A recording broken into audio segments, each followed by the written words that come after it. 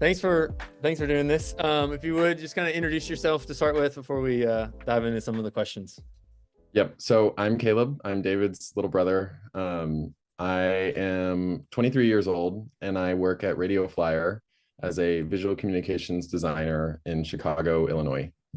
Um, so, yeah, anything else I should say right now? I know that one of the questions gets into why, so I'll wait for that one. Yeah, no, that's great. And so I guess so your title, let's clarify Mhm. that your title isn't officially graphic designer, right? Um, Yeah. I mean, it's the long way around to say graphic designer. In all purposes, I am a graphic designer. But technically, my title is visual communications designer, which is just a fancy way to say graphic designer. And so in my company, there's levels too. So there, you would start it as an associate, and then you'd move up to visual communications, and then senior visual communications, and then you could either there's a couple tracks you could go a managerial track and be the brand communications lead, which is the department that I work in, or you could be a like a visual communications lead, which would be a non-managerial track. So essentially, you wouldn't have anybody under you, but you could still be allowed to grow. hmm, cool. So let's start kind of at the beginning. We had some questions about your lore, the lore of your journey here. Yeah. So I guess kind of to start with, so like why graphic design, and then like even kind of with that, like your journey to like where you are now, kind of those together. Um, yeah, so I started in graphic design in high school. So me and David both went to Heritage High School in Ringgold. I think they know that, right? Like, I think some of them do at this point. Yeah. Um, So we both went to to Heritage, sorry. And at Heritage they had kind of in the same way, I think that you had like a graphic design club. They had the graphic design classes. And so in that, I was kind of a computer nerd, so I liked Mac computers a lot. So I saw that there was a ton of computers in that classroom, and I just wanted to be in whatever class that was. So I joined it, and it happened to be graphic design. There was a teacher there who really invested in me called Katie Bird, or named Katie Bird. And then through that, I got involved in an organization called Skills USA. It's like a trade. It's usually for trades, so like masonry and plumbing, but they also extended their competitions into graphic design. So I got involved in those competitions. Ended up doing kind of well. They're very niche competitions too. So I was in pin designs, so like a lapel pin for the state of Georgia, and I got all the way to the national level and placed second place to some jerk from Nevada, I think it was. And then from there, it was just kind of time to decide what I wanted to do in college. And the logical option was to do graphic design because I liked it so much after doing it for 4 years. Um, and then went to the University of North Georgia in Dahlonega, Georgia. It's a very small college, about 8,000 people. Um, and really fell in love with graphic design there, but realized that the program couldn't match the needs that I needed it to. Like the curriculum wasn't up to par for what I wanted. So then I transferred to the University of Georgia, go dogs, and stayed there for 3 years. So I was at UNG for 2, and then transferred to UGA for 3, and then finished up my degree last May, and graduated with a Bachelor of Fine Arts in graphic design. And then from there, during the summers of my college time, I was continually working in graphic design. So I did quite a few internships, including I worked for Mohawk Industries, the carpet company, for a summer. I worked for a web agency, like a design agency in Ann Arbor, Michigan, for a summer. So they do a lot of work for YouTube and Google. So any of the YouTube originals, it's probably their design that you see on the front. Um, and then I worked for a company called Brown Industries, which did point of purchase displays. So the little like unique things that sit in the middle of the aisle at a grocery store, they would design those, worked for them. Um, and then now I'm here at Radio Flyer after an internship in my in between my senior and super senior, or my 5th year. I did an internship at Radio Flyer, moved up to Chicago, and really, really loved it. So then I stayed. oh, and you've almost survived your first full Chicago winter, which is Oh pretty good. gosh. And it was a negative degrees for a solid week. It was terrible, terrible. It Right. was dangerous to be outside. So that was quite the Yeah, experience. no doubt. You have snow right now? No, thank God. Um, it's actually kind of warm today. It's 39 degrees. Ooh, So so warm, man. You yeah. gotta get your swimsuit out for that one, man. It's 40 degrees warmer than it was a couple weeks ago, so it feels good. Fair. Yeah, that's fair. Man, so now if we can get into like the nitty gritty of like what you do Yeah. as a graphic designer. So at Radio Flyer now, we had some questions like based on because I've only seen your setup once, and that was because of kind of a special situation that we were able to be there and see your desk and stuff like that. What is your kind of setup like? What devices do you use to do your graphic design? So we're mostly just using iPads because that's what the school has available for us. Mhm. Um, and so what type of devices do you use? And then like with that, like what software are you using also? Yeah, it's a unique situation. So Radio Flyer lets us work from home from 2 days a week. So currently I'm at my house, being able to work. I just got off of a meeting. So during work days, I use mostly just this laptop that I'm on. It's a Mac 16-inch. It's provided by the company. I would not be able to afford this if it wasn't for that. So I'm working on a very nice Mac computer. And then when I'm in office, I work on a Wacom Cintiq or Wacom Cintiq, and that is, if you've ever seen like pictures of like really professional artists, I'm not claiming that I'm one. I'm just saying that other people use them. It's this big screen that you can draw on. It's like a large scale iPad basically, and it comes with this little pen tip. This is not it, but then as an example, it comes with just a pen, kind of like an Apple Pencil, Mhm. a little more professional, a few more buttons. And I use that a good amount of the day. So that is especially good for like photo editing. As you guys know, if you're working on iPads, you just know how easy it is if you can see exactly what you're doing. So the Wacom Cintiq is just a professional level tool to do the same thing that an iPad does, basically. And so at work, I've got my laptop plus two monitors plus my Cintiq, so I'm surrounded by screens. Mhm. So usually I'll have like my project on one, I'll have a photo editing project on the other, and then on my like regular screens, I'll either have like a YouTube video that I'm just watching, and then my emails pulled up so I can keep track of my projects. For software, so the majority of my job, and it really depends on what kind of area of graphic design you choose to go into. But for mine, I work in Adobe Illustrator and Adobe Photoshop. And most people know about Photoshop.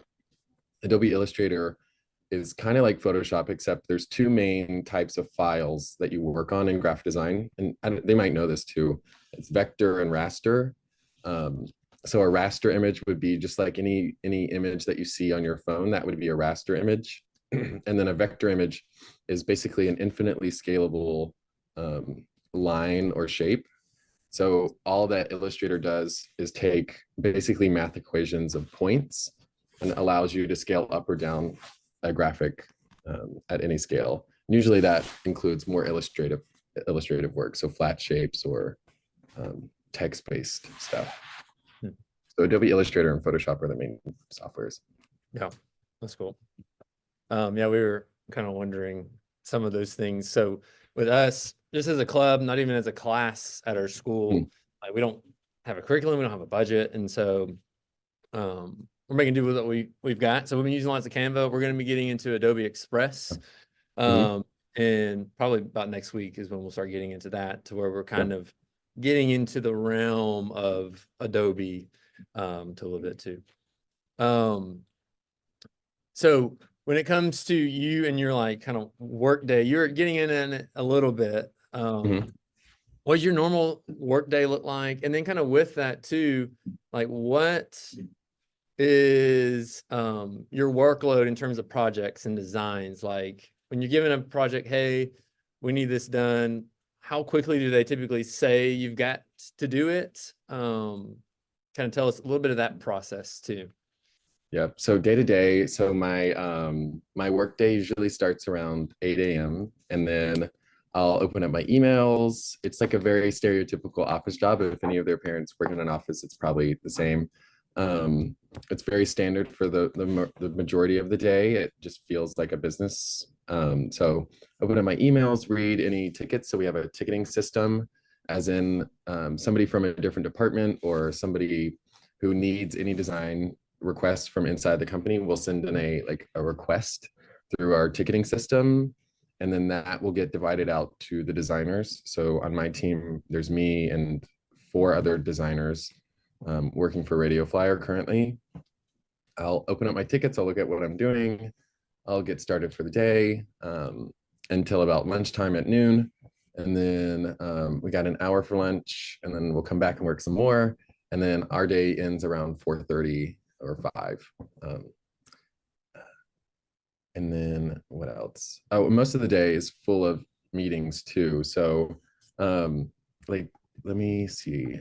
I'm not going to share my screen, but I'll look at some of like my previous meetings. So like, oh yeah, a lot of my job includes like product images. So if you look on Amazon um, and you're shopping for any product from Radio Flyer, it's probably, or it most definitely has been through my team. So we'll take in-house photo shoots. So models will come in and we'll hire a contract photographer, and then we'll work with them in the photo studio that's inside of the office. And we'll take product shots. We'll take product shots with models inside, and then we'll take those images and we'll edit them. So on the day-to-day, depending on your workload, you could be working on editing those photos. And then you could also be working on the graphics that go into these websites or on our own website. And then meetings include like, we'll have meetings about product naming. So any new products that are coming out, we'll sit in meetings and we'll brainstorm what to call it. Sometimes we're involved in kind of the sound effect versions of products. So like if a product makes sounds, they'll play 15 different types of sounds, and then we'll judge based on which one we like the best. And it gets silly at times. And then and a big part now is Radio Flyer opened up a store at a nice mall near us, and so it's our first retail store ever. So a lot of our job has become creating graphics for that store and creating promotional material for the in-store experience also. Yeah. That's the average day. It really ranges because we are such a small team. Only about 80 people work for Radio Flyer as a whole, but we make thousands and thousands of products, and we have a large amount of sales for the small amount of people that we have working for us. Yeah, that's cool. So you've kind of gotten at this a little bit. So for Radio Flyer, are you primarily doing are you like only working for Radio Flyer, or do you kind of contract freelance some stuff out as well? With that is like kind of graphic design, or even more specifically Radio Flyer your only income, or are there other sources that you have? Yeah. So Radio Flyer is considered my full-time job, and I'm a employee with them. So with that comes like benefits like health insurance, life insurance, all of the like boring adult like 401k, that kind of stuff. So technically, yes, Radio Flyer is my only like standard salaried income. So I have an expectation that I'll make my salary in that year. But on the side, I work for, and this is dependent on project too, I'll do kind of freelance stuff for whoever asks me for anything really. So mostly my contract work, and contract just means like by project, like they'll just contract me to do it. Would be with Brainerd Baptist Church, and I'll do like t-shirt graphics for them. I'll do Easter like service graphics. I'll do VBS graphics for them. Sometimes it's really dependent on the workload of Brainerd. So, but I should be clear, that is completely separate from my work at Radio Flyer. So I use a separate computer because that would be kind of a conflict of interest at that point, because you'd be using another business's services to further your own service. So these two are separate. But I work with Brainerd and I work with Radio Flyer, which makes taxes really terrible. Yeah, you're the extra thing you got to put in. The joys of adulting. Oh yeah, man. So with that, then, so you've got like your full-time job, Radio Flyer, main income, all your energy is going there. And if you got any left over, it's going like to brand or something like that. Um, just in the past, or even maybe right now, do you kind of have a personal brand? Like, can you tell us about that? Do you have like a personal logo? Um, like, yeah, I guess kind of share those type of things for Yeah, us. I definitely do. So I had for a while. I stopped paying for it because I feel settled in my job. But during the job application process, I had a website that was just calebbuckler.com. If you go to that now, it won't work because now it's calebbuckler.wixsite.com or something like that. Let me see. I think it's wixsite.com/portfolio. Either way, if you stop paying for these things, they boot you down to something lower. Let me send you this link. Yeah. Um, so that is my personal brand. And so when I was applying for jobs, this is the thing that they will judge you based off of, is your personal brand. So it's how well you've laid out your portfolio website, how well you explain yourself. Are you showing your personal style on your website? Are you showing your best pieces? Are you showing too many pieces? So part of the job interview process, and this is standard throughout the industry. So any of the internships I've had, any of the job interviews that I've had have used this system of they'll ask for your website link in your resume. They're going to judge you based on how well your resume is designed and how well your website is designed. And in addition to that, they'll ask you to walk through 3 or 4 of your projects on your website. Uh-huh. So before the internet, they would ask you to bring in physical portfolios of your work, and Yeah. that has now been shifted to online. So they'll pull it up and they'll say, "Can you click on one of your projects? Walk us through it." And so your personal brand becomes the thing that will get you the job. Hmm. That's kind of mind-boggling because I know a lot of industries don't do that. I feel Uh-huh. like that'd be super intimidating. Like if I had to make my own website and manage it as a teacher and they're like, oh yeah, here I'm a teacher. Can I get this job at this place? Here's my Uh-huh. website. Like that. Yeah, that's pretty unique. And so that's cool to something to think about branding wise. So that's good. Thank you for sharing that link too. Because I had tried to find it earlier in the year and I couldn't find it, and that would be why. And so I'll definitely show the students that. Because I always enjoyed looking at it too, kind of seeing Hmm. all that stuff. Yeah, Um, it's expensive to have a personalized website. So if you can utilize, I mean, I don't think many employers will care if you use the free version of Wix, which is what I'm using currently. But prior to that, I was paying 200, $300 a year just to update something, which is mm, worth it if you're applying for jobs. But if you feel settled, it's much less enticing to me to sure, spend. no doubt. Yeah. Um, so as we kind of wrap up your graphic design type of stuff, um, what's what in your opinion, and this could be at any level really, what's been kind of like the biggest project you've ever worked on, or maybe you feel like it's, and that doesn't mean just necessarily timing, but also kind of maybe like reach, how many people Hmm. it's reached or something like that. What do you think has been your biggest project to date? That's a good question. So let me look back at some of my stuff. So with Radio Flyer, because we're in all um, 3 major retailers, so Walmart, Target, Amazon, all of our work has like really significant reach, and our website will accrue like millions of visitors every year. So a lot of the work that you do automatically reaches a large audience. I'm looking back at some of my older projects to see if I can find some. So I worked on product images for a wagon that we released, and so any of the images that you see on those were edited, or not edited, but directed and retouched by me. Um, so that was a big one. And then um, it's so funny because most of these are website graphics, and so I never get to see the full picture of how far they've gone. But the biggest one was probably the Flash Sale Friday graphics that I did, which is a large promo that we run on radioflyer.com. Oh, actually, I lied. Um, Not about that project, but the biggest one. So when we opened our retail store at a mall near us, I created a merch design for a T-shirt, and so that T-shirt ended up becoming So we sold $9,000 worth of merchandise, and 3,000 of that was just from those t-shirts. Um, and so I contributed to about 1/3 of the merchandise sales just from one design, Yeah. which really drove home a couple aspects. One, that my design skills were able to sell product, but also that Radio Flyer has a desire, or consumer has a desire to own Radio Flyer merchandise. Yeah. That will have leading effects in the future for what we create.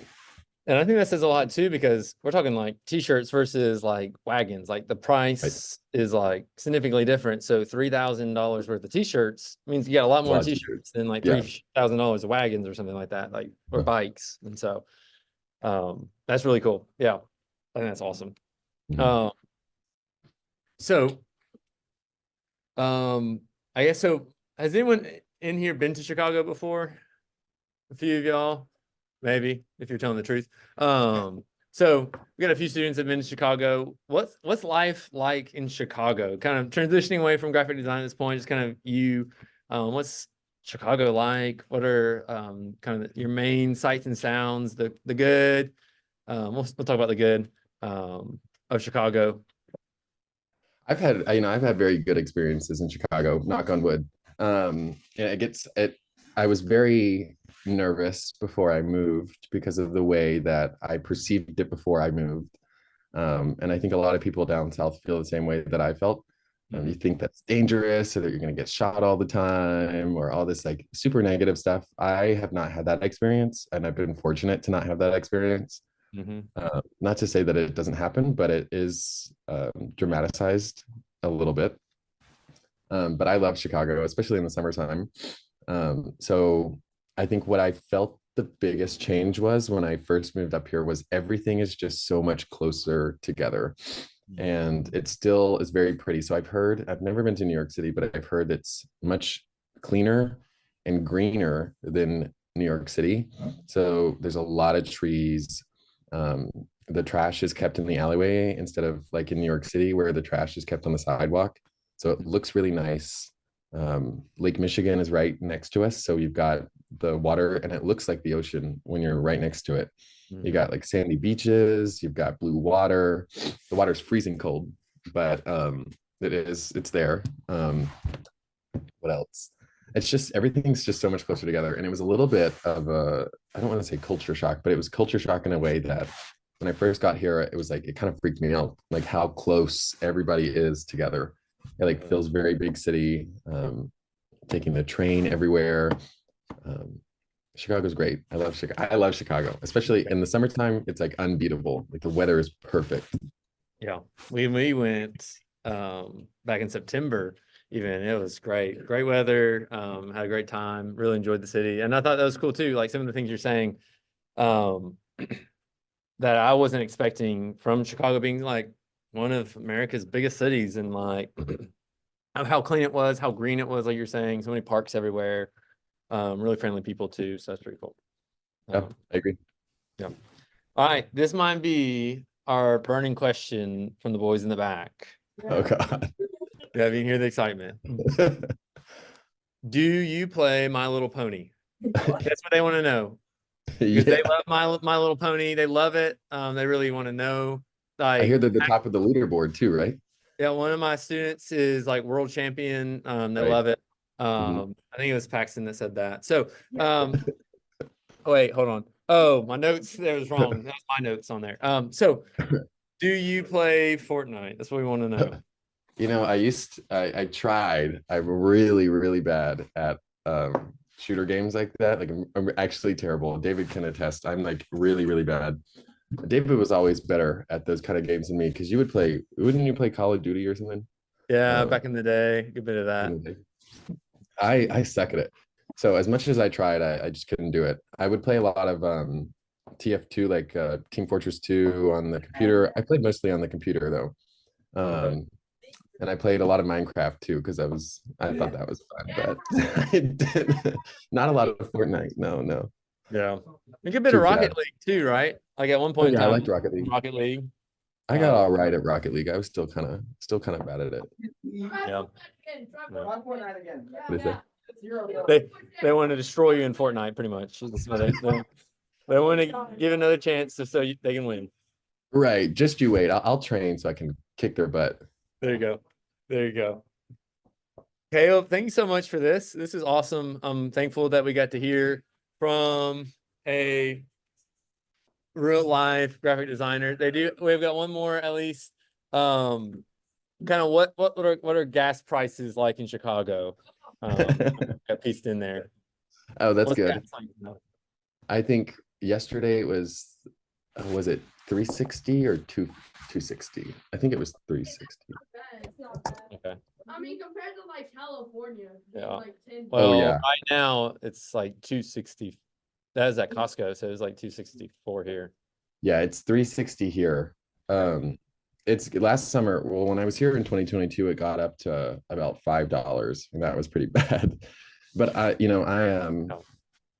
drive very little, so I don't spend that much in gas, which is nice. Yeah.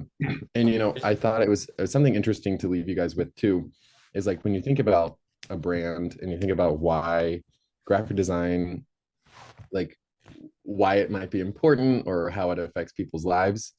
I like want you to think about the way in which people perceive brands and like how the connections you form to them can create purchases or influence down the road. So it could be something like when you think of a wagon, what color do you think that wagon is? So what color, think about a wagon in your brain and then think about what color it looks like. And I would say the majority of people would say it looks red, or I don't even know what other color they would say. Mhm. And so the pioneer of that color would be Radio Flyer, right? Mhm. So when you're thinking about red wagons or wagons in general, you're thinking Radio Flyer. And so when you see it out in public, even competitors who then decide to make their wagons red, um, will then be tying back into the brand. And the same goes for Mhm. uh, when you think of Apple, what kind of emotions come along with that? So you think luxury, or you think nice products, good build quality, all of that is tying into their brand. And that is all designed too. So part of the industry that you could go into is brand identity. So you would be the people creating that Apple logo, or the new hot new toy that has a cool graphic on the side of it, and all of that's reinforcing this like brand identity, this brand connection to consumers. So something to leave you with. Yeah. That's really cool, man. Well, thank you so much. I'll